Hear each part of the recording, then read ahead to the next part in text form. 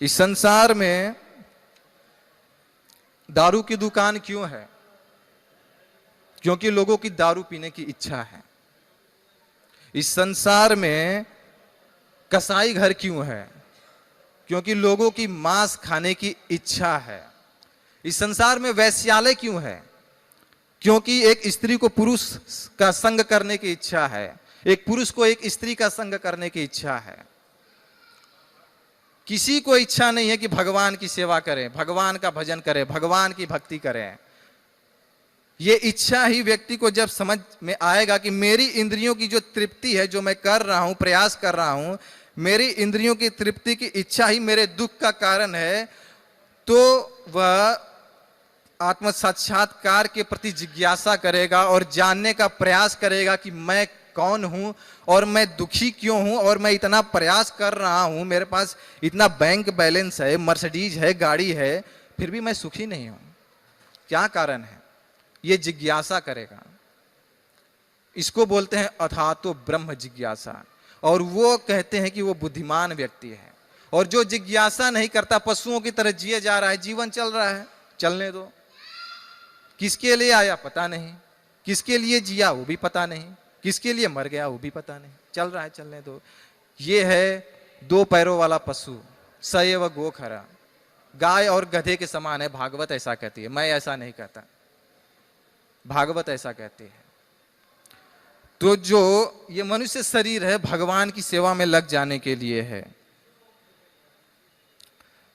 नहीं तो सबको लगता है अरे उसने सूट बूट पहना है, टाई हुई लगाई हुई है, उसने बड़े अच्छे अच्छे कपड़े पहने हैं, बहुत शरीफ आदमी है, बहुत अच्छा आदमी होगा। कैसे तुम्हें पता कि वो अच्छा आदमी होगा? तुमने भगवान जो बता रहे हैं कि वो बाहर से देखने में नहीं, वो अंदर क्या गुण है उस गुण के बारे में बता रहे हैं कि ये गुण जो मेरे भक्त के अंदर में होते हैं। बाहर से वो कैसा भी दिख सकता है, बाहर से हम अंदाजा नहीं लगा सकते। प्रभुपाद बोलते थे कि जब तक एक मूर्ख व्यक्ति बोले नहीं, तब तक उसका पता लगाना, उसके व्यवहार का पता लगाना मुश्किल है। सूट बूट में हो सकता है, टाई वाई लगा के टंट बंट हो सकता है एकदम, लेकिन अंदर एकदम काम वासना भरी हुई है, गंदगी भरी हुई है एकदम। ऐसे व्यक्ति से क्या उम्मीद रखेंगे आप?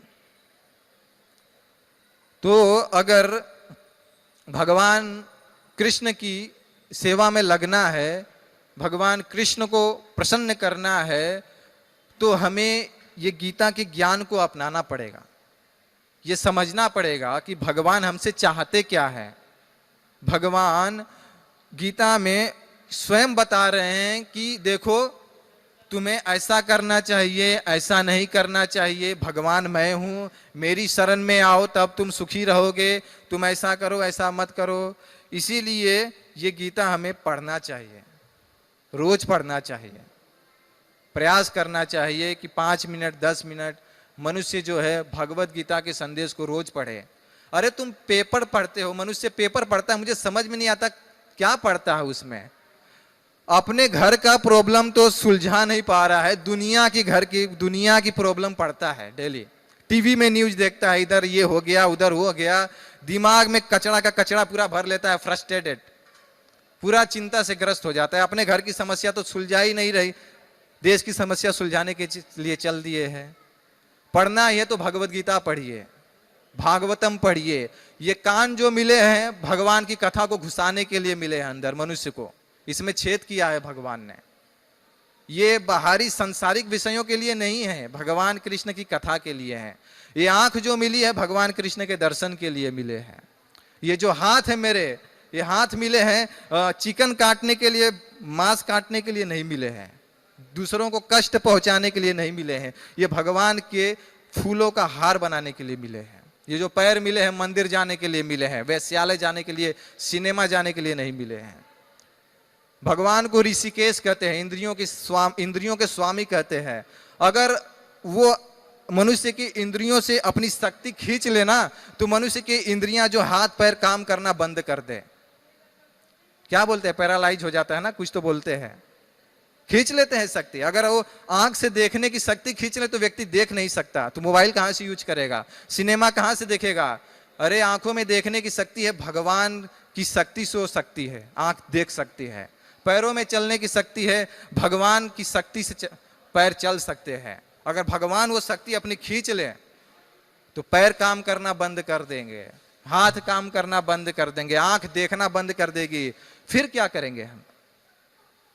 अभी तो हम लोग जाते हैं पुस्तक वितरण करने के लिए, बुक ले लीजिए, समय नहीं है बोलते हैं।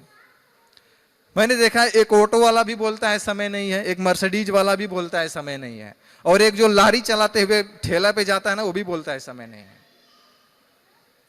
तो जो ठेला चला रहा है, ठेले चलाने से लेकर मर्सिडीज में जाने वाला तक, सबके पास समय नहीं है। भाई किसके लिए तुम मेहनत कर रहे हो?